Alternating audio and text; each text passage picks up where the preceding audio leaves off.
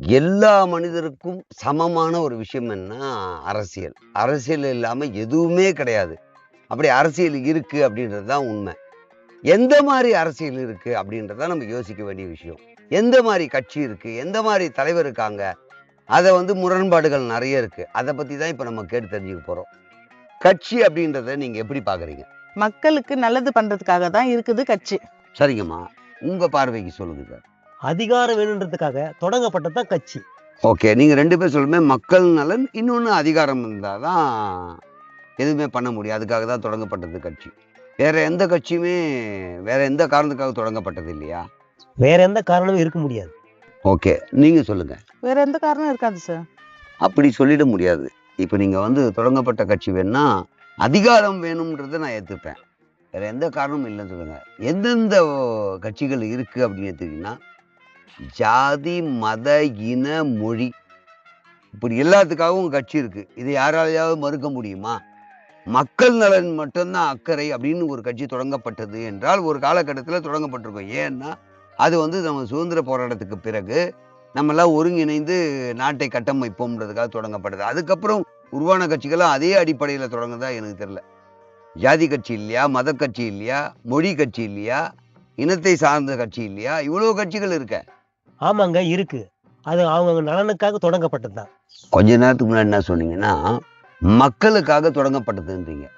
இப்போ அவங்கவங்க நலனுக்காக தான் அப்படின்னு ஏத்துக்கிறீங்க. அப்ப தனிப்பட்ட ஒரு சாராருக்காக தொடங்கப்பட்ட கட்சிகள் தானே ஆயிப்போகுது. ஆமாங்க. அவருக்கு அதை சார்ந்த ஆள்களுக்கு செய்யணும்னு நினைச்சிருக்கலாம். சரிங்க. இதே கேள்வி இங்க கேட்போம். இப்போ ஒரு சாராருக்காக அந்த அந்த வழியில் வருபவர்களுக்காக தான் செய்றாங்க அப்படின்னு இவர் சொல்றாரு. அந்த பார்வையில தான் இப்ப தலைவர்கள்லாம் இருக்காங்களா? அதாவது சார் தன்னுடைய மதம், ஜாதி, இனம், மொழி அது சார்ந்து தான் சார் கட்சியே தொடங்கியிருக்காங்க. கொஞ்ச நேரத்துக்கு முன்னாடி நீங்களே தான் சொன்னீங்க. மக்களை சார்ந்துன்னீங்க. அதுக்கப்புறம் அவரும் மாறுபட்ட கருத்து சொல்லியிருக்காரு. நீங்களும் சொன்னீங்க.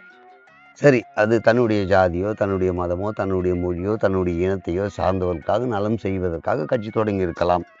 ஏன்னா, அது அவங்க பின்தங்கி இருக்காங்க. அந்த நோக்கத்துக்காக தொடங்குனதும் நான் தப்பு இல்ல. அது சரியாக கூட இருக்கலாம்.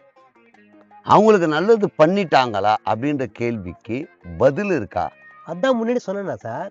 பதவி வந்தாதான் அதெல்லாம் செய்ய முடியும். அப்போ பதவிக்கு வராமல் செய்ய முடியாதா? அந்த கேள்விக்கு பதில் என்ன? சார் பதவிக்கு வராம செய்ய முடியாது சார். அது எப்படி சார் செய்ய முடியும்? அப்ப பதவியினுடைய குறிக்கோள் நியாயமான குறிக்கோள். அது அவங்களுக்கு செய்யணும் அப்படின்னு. அப்போ தன் இனம், தன் மொழி, தன்னுடைய ஜாதி, தன்னுடைய தன்னை சார்ந்தவர்களுக்குன்னு போச்சுன்னா, பொதுமக்கள் எப்படி பொது பார்வையா பார்க்க முடியும்? மக்கள் எல்லா ஜாதி, எல்லா மத, எல்லா மொழி, எல்லா இனத்தவரும் இருக்காங்க. நீங்க ஒரு சாராரா போயிட்டு எங்களுக்கு பதவி அவங்களுக்கு தான் செய்வோம்னா, அப்போ உங்க மேல பயம் வருமே. ஐய்யய்யோ! இவரு இந்த ஜாதிக்காரு. இவர் ஜெயிச்சு வந்தா அவங்க ஜாதிக்காரர் தான் பண்ணுவாரு. பொதுமக்களுக்கு எப்படி பண்ணுவார்? நான் வேற ஜாதி, நான் வேற மொழி, நான் வேற இனம் அப்படின்னு ஒரு பிரச்சனை உருவாவாதா? வேற எப்படி சார் பண்ண முடியும்? சொல்லுங்க. சார், நான் சொல்றது பொது கருத்து தான். யாரையும் தனிப்பட்ட முறையில சொல்லல. இப்ப நான் யாருக்கோ செய்யணும் அப்படின்னா, எனக்கு பதவி இல்ல. ஆனா நான் செய்யணும்னு நினைச்சா, நான் என்னுடைய பலத்துக்கு ஏத்தா மாரி, என்னுடைய பொருளாதாரத்துக்கு ஏத்தா மாரி செஞ்சிருக்கலாம் இல்லையா? அப்படிலாம் செய்ய முடியுமான்னு தெரியல சார். சார், செய்ய முடியும். நான் எப்படி சொல்றேன்னு பாத்துங்க. நான் தான் ஒரு தலைவர்.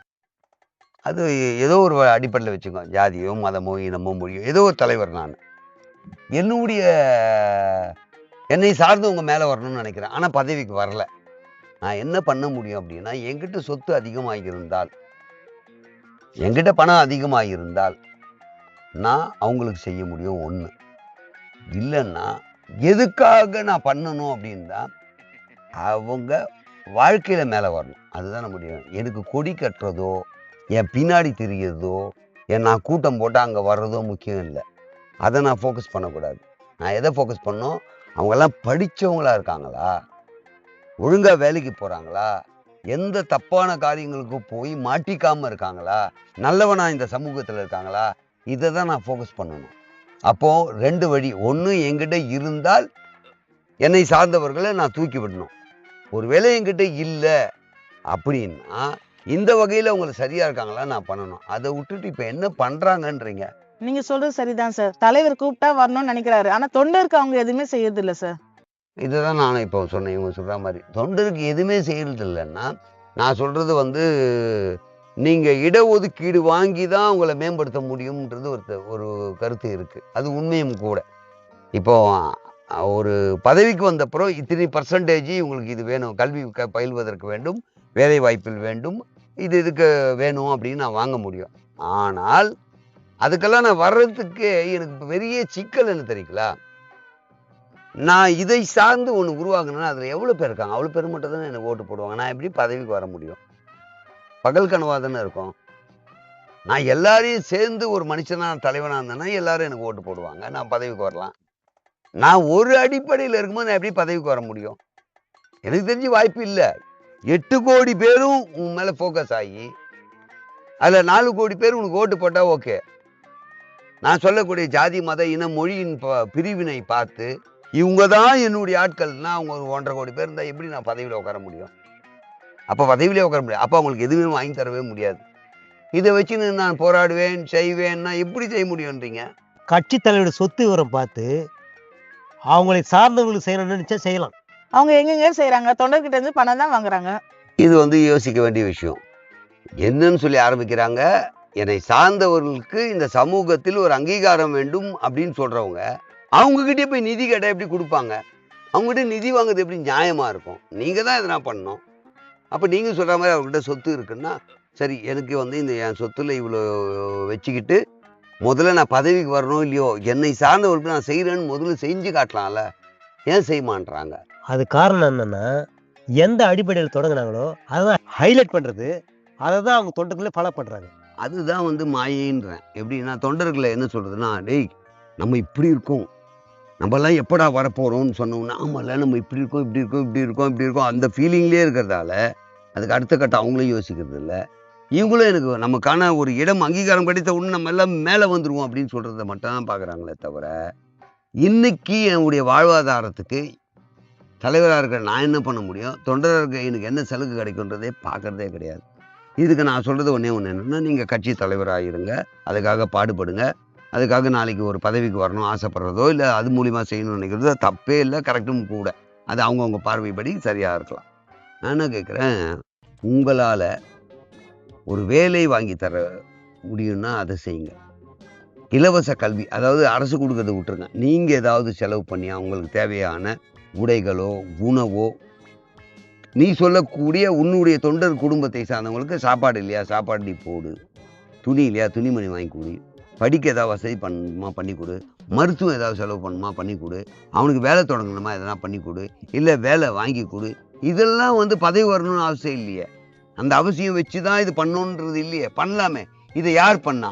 இந்த விஷயத்தையும் அவங்க யோசிச்சா நல்லா தான் இருக்கும் சார். அவங்க யோசிக்கலன்னு நம்ம சொல்லலாம், பட் யோசித்து கூட இருக்கலாம். என்னன்னா அவங்களுக்கு தொண்டர்களுடைய அணுகுமுறை அப்படி இருக்கணும். ஐயா கட்சி ஒரு பக்கம் இருக்கட்டும் ஐயா, நான் கட்சிக்கெல்லாம் வேலை செய்கிறேன், என் குடும்பம் இப்படி இருக்குது, அதுக்கு ஏதாவது பண்ணி கொடுங்கன்னு போய் எல்லாம் கேட்க ஆரம்பித்தாதான் அவங்களுக்கு ஓஹோ நம்ம எதுக்காக பாடுபட வந்தோமோ அவங்க இப்படிலாம் இன்னலில் இருக்காங்க, ஸோ அவங்களுக்கு ஏதாவது பண்ணணுன்ற தோண வைக்கணும் முதல்ல. அப்போ யார்? தொண்டர் கையில் தான் இருக்குது. போயிட்டு தலைவர்கிட்ட என்றைக்கு மாநாடு, என்றைக்கு போய் போராடலாம், என்றைக்கு சலுகை கேட்கலாம், என்றைக்கு அடுத்தவங்களை கத்தலாம், அடுத்தவனை என்ன குறை சொல்லலான்றதுல முழுமையாக இருக்கிறதுன்னு. ஐயா நம்ம தெருவை சேர்ந்த நம்ம ஆள் ஒருத்தர் படிக்க வசதி இல்லாமல் இருக்காரு, ஐயா நமக்கு தெரிஞ்ச ஒரு நபர், நமக்கு வேண்டப்பட்டவர் வேலை இல்லாமல் இருக்காரு, இப்படிலாம் போய் தலைவர்கிட்ட கொண்டு போகணும். அப்படி கொண்டே போக மாட்டாங்க. ஏன் கொண்டு போக மாட்டாங்கன்னா, பதவி வந்த பிறகு கேட்டுக்கலாம், பதவி வந்தாதான் அவர் செய்ய முடியும்னு இவங்களும் நினச்சிக்கிறாங்க, பதவி வந்தால் தான் நான் செய்ய முடியும்னு அவங்களும் நினச்சிக்கிறாங்க. இல்லை இப்படியும் செய்ய முடியுன்றதை உணர்த்தணும் முதல்ல. எல்லா கட்சியும் அப்போ இந்த அடிப்படையில் தான் இயங்கிட்டு இருக்கா? அப்படி சொல்ல முடியாது. அதாவது அண்மை காலத்தில் தொடங்கப்பட்ட பல ஆண்டுகள் முன்னால் தொடங்கப்பட்ட கட்சிகள் தான் அந்த அடிப்படையில் வந்தாங்க. ஏன்னா எங்களுக்கு எந்த சலுகையும் இல்லை, எங்களுடைய ஜாதியினர் மதத்தினர் மொழியினருக்கு மேம்படவில்லை அப்படின்னு தொடங்கப்பட்ட கட்சிகள் தான் இது. இதுக்கு முன்னாடிலாம் அப்படி கிடையாது. நான் தான் சொன்னேன் ஆரம்பத்தில், சுதந்திரம் வாங்கிய பிறகு ஒரு கட்சி தொடங்குறாங்கன்னா எல்லா ஜாதி மத இன மொழி எல்லாரும் வாங்க, எல்லாரும் சேர்ந்து இதை பண்ணுவோம் தான் கேட்டாங்க. அப்போ அந்த கட்சியில் எப்படின்னா ஒரு ஜாதி அடிப்படையிலையோ மொழி அடிப்படையிலையோ இது அடிப்படையில் இருக்கா. அதனால அவங்க யாரையுமே தள்ளி வைக்க மாட்டாங்க, இவர் இந்த ஜாதி அந்த ஜாதிலாம் சொல்லவே மாட்டாங்க. பட் அது மாதிரி தொடங்கப்பட்ட கட்சியும் இருக்குது. ஆனால் இப்போ நாளடைவில் என்னவா மாறிக்கிட்டு வருதுன்னா, இப்போ பயமே அதுதான். அப்படி தொடங்கப்பட்ட கட்சி கூட இப்போ வேட்பாளரை எந்த அடிப்படையில் நிறுத்துறாங்கன்னு கேட்டிங்கன்னா, அந்த தொகுதியா அந்த ஜாதிக்கார் தான் நிறுத்தணும், இந்த தொகுதியா இந்த மொழிக்கார் தான் நிறுத்தணும், இந்த தொகுதியா இந்த இனத்துக்கார் தான் நிறுத்தணும், இந்த தொகுதியா இவர் தான் நிறுத்தணும்ன்ட்டு இப்போ அந்த பிளவு பெருசாகிட்டே வருது. மீண்டும் ஒரு முறை இங்கு ஜாதியில் அடிப்படையான அரசியல், மொழியின் அடிப்படையில், மதத்தின் அடிப்படையில் அரசியல் பிரிவுகள் வரும் அப்படின்றது என் பார்வைக்கு அப்படி தெரியுது. அப்ப தேசிய கட்சிகள் அந்த அடிப்படையில் இயங்குமா? தேசிய கட்சிகள் அப்படி இயங்குறது ரொம்ப கஷ்டம். ஏன்னு கேட்டிங்கன்னா, அவங்க எல்லா மாநிலத்திலையும் இருக்கிறது தான் தேசிய கட்சி. இங்கே இருக்கா மாதிரி மற்ற மாநிலத்தில் ஜாதி இருக்கான்னு தெரியாது, மொழி இருக்கான்னு தெரியாது, இனம் இருக்கான்னு தெரியாது. அப்போ அங்கே பாகுபாடு இருக்கான்னு தெரியாது. எல்லா பாகுபாடையும் அவங்க பார்த்தெல்லாம் பண்ண முடியாது. அதனால் வந்து தேசிய கட்சியில் இப்படி இருக்குமான்றது என்னை பொறுத்த வரைக்கும் கொஞ்சம் கஷ்டம்தான் ஒன்று. ஆனால் தேசிய கட்சியில் சில சிக்கல் இருக்குது. என்னன்னு பார்த்தீங்கன்னா, மாநிலத்தில் இப்போ நான் இருக்கேன் கட்சி, நான் தேசிய கட்சி. இந்த மாநிலத்தில் வேற ஒரு மாநில கட்சியோட கூட்டணி வச்சுருப்பேன். இங்கே வேற மாநிலத்தில் வேற ஒரு கட்சியோட கூட்டணி வச்சுருப்பேன். இப்போ இந்த வேற கட்சி இந்த வேற கட்சியுமே ஒத்துமையாக இருக்காது. அப்போது நான் இங்கே போராட்டம் பண்ணும்போது இதுக்கு ஆப்போசிட்டாக பண்ணுவேன்னா, இல்லை இங்கே ஒத்து போகும்போது இவங்களோட ஒத்து போவேனா? ஒத்து போவாது. தேசிய கட்சியிலையும் இந்த சிக்கல் இருக்குது. அங்கே ஜாதி மத இன மொழி அடிப்படையில் பிரச்சனை இருக்கோ இல்லையோ, கூட்டணி அடிப்படையில் அது மிகப்பெரிய சிக்கல் இருக்குது. சரிங்க, தேசிய கட்சியில வேற என்ன சிக்கல் இருக்கு? இப்போ தேசிய கட்சியில் இருக்கிற சிக்கல் என்ன அப்படின்னு பார்த்தீங்கன்னா, அவங்க வந்து தலைவர் நம்மளை மாதிரி மாநில கட்சிகளுடைய தலைவர் எப்படியோ அதே மாதிரி தேசிய கட்சியில் தலைவர் இருப்பார். அவர் ஒரு ஒரு குறிப்பிட்ட ஆண்டு வரைக்கும் அவர் தான் தலைவராக இருப்பார். இந்த மாநிலத்துக்கு வரும்போது எப்படின்னா, அவங்களுக்கு ஒரு சில வரமுறை இருக்குது. 3 வருஷத்துக்கு ஒரு தலைவர் மாற்றலாம், இல்லை 2 வருஷம், ஏதோ ஒரு அடிப்படை இருக்குது. அப்போ என்ன ஆகணும்னா, ஒரு தலைவரை நியமிப்பாங்க. அந்த தலைவர் என்ன பண்ணுவார்னா, அவருக்கான ஒரு டீம் ஃபார்ம் பண்ணுவார். இப்போ நான் தான் தலைவர், மாநில தலைவர், எனக்கு வந்து தமிழ்நாட்டில் நான் மாநில தலைவர், எனக்கான கோஷ்டி ஒன்று உருவாகும். ஏன்னா ஒரு 2 வருஷம் கழிச்சு உங்களை தலைவராக நியமிப்பாங்க. நீங்கள் ஒரு கோஷ்டியை ஃபார்ம் பண்ணுவீங்க. அடுத்த 2-3 வருஷத்துல இவங்களை நியமிப்பாங்க, இவங்க ஒரு கோஷ்டியை ஃபார்ம் பண்ணுவாங்க. அப்போ என்ன சிக்கல் வரும்னா, எம்எல்ஏ சீட்டு கொடுக்குதா வச்சுங்களேன், மேலிடத்தில் கேட்பேன் எனக்கு கொடுங்க அப்படின்னுவேன். அவங்க சொல்லுவாங்க, நம்ம குத்துருக்கிறதே இவ்வளோ தான், அதில் இது உங்களுக்கு தரேன்னு எனக்கு கொடுக்கும் போது இவங்களும் கேட்பாங்க, நீங்களும் கேட்பீங்க.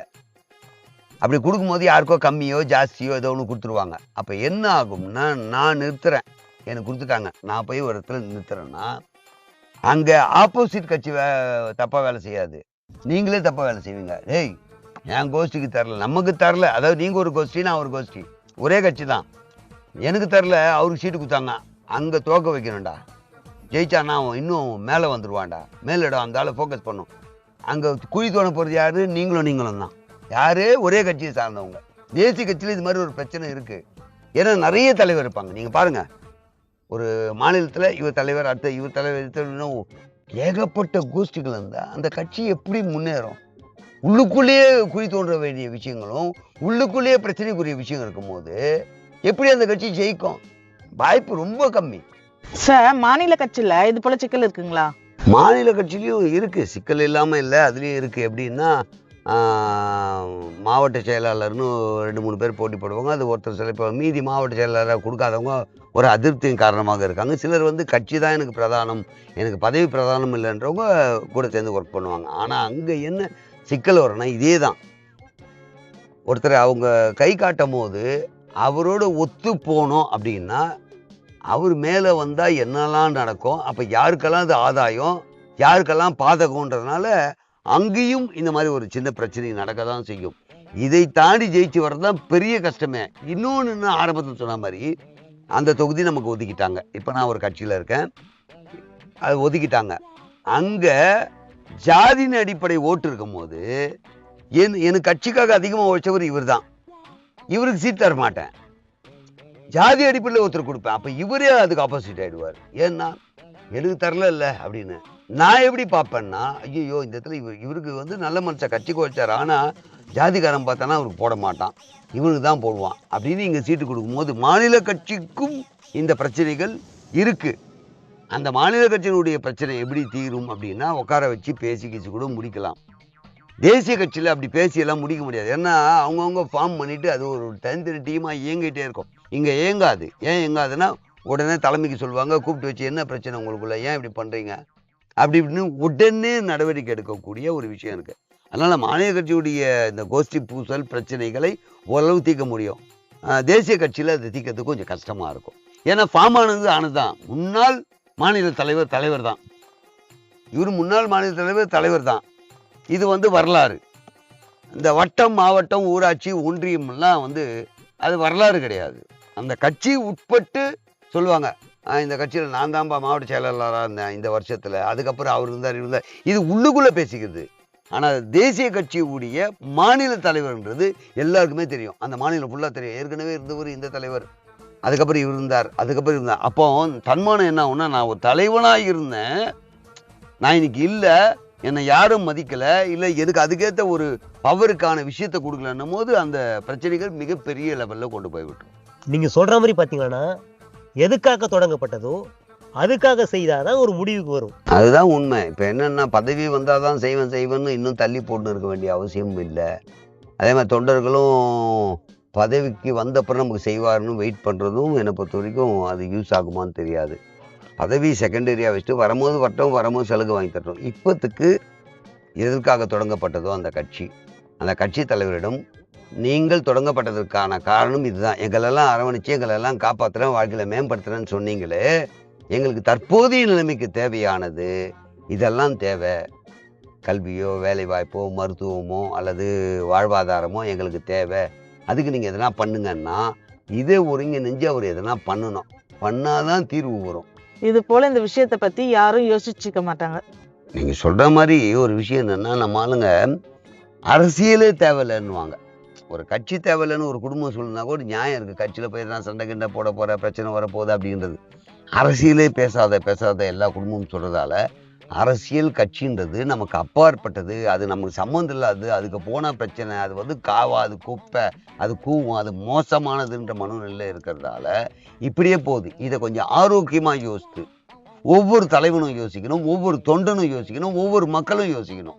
இந்த 3 சாராரும் யோசித்து, தலைவா நீங்கள் பதவிக்கு வாங்க, வந்தப்புறம் பண்ணுங்க, இப்போதைக்கு எங்களுக்கு இது தேவைன்னு போய் தலைவர்கிட்ட கேட்குறதும், தலைவரும்ப்பா நான் பதவிக்கு வரும்போது அதெல்லாம் பார்த்துக்கலாம், இப்போதைக்கு நீ இதை பண்ணு, போய் இந்த வேலை இங்கே இருக்க பாரு, போய் பாரு, எதுக்கு வேலை இல்லாமல் இருக்கிறீங்க அப்படின்னு அவங்க ஆஃபீஸில், அது தலைமை ஆஃபீஸாக இருக்கலாம், அல்லது அங்கங்கே அவங்கவுங்க ஆஃபீஸ் நியமித்து அங்கே வேலை வாய்ப்புக்கு வழி என்னவோ, அல்லது அங்கே இருக்கிற கூடிய அவங்களை சார்ந்தவங்களுக்கு என்ன தேவையோ அதை எழுதி அதில் இருக்கிறதுக்கு என்ன வழி செய்ய முடியுமோ செஞ்சு கொடுத்தால் மாற்றம் வரலாம் அப்படின்றது எங்களுடைய பார்வைக்கு சொல்கிறேன். இது ஜாதி, மத, இன, மொழி அடிப்படையில் கட்சிகள் தொடங்கினாலும் சரி, பதவிக்கு வந்த பிறகுதான் செய்வேன் என்ற முடிவோடு இல்லாமல், பதவிக்கு வரும் வரையில் என்னால் முடிந்த வரை நான் எந்த நோக்கத்திற்காக கட்சியை தொடங்கினோ அந்த நோக்கத்திற்காக முழுமையாக பாடுபடுவேன். அந்த நோக்கத்தில் இருக்கக்கூடிய யாருக்காக பண்ணணும்னு நினைக்கிறோம் அவங்களுக்கு பண்ணுங்க. அப்போதான் அவங்க வாழ்க்கை மேம்படும். இதுதான் எங்கள் பார்வைக்கு. இதை பற்றி தான் இன்றைக்கி பேசியிருக்கோம். ஒருவேளை எங்கள் கருத்தில் ஏதாவது தவறு இருந்தால் கண்டிப்பாக சொல்லுங்கள், திருத்திக்கிறோம். ஒருவேளை சரியாக இருக்கும் பட்சத்தில் நீங்கள் இது சரிதான் என்று கமெண்ட் பண்ணுங்கள். இவ்வளவு நேரம் இந்த நிகழ்ச்சி பார்த்த உங்களுக்கும் மனமார்ந்த நன்றி. பேசிய இருவருக்கும் மனமார்ந்த நன்றி. தேங்க்யூ.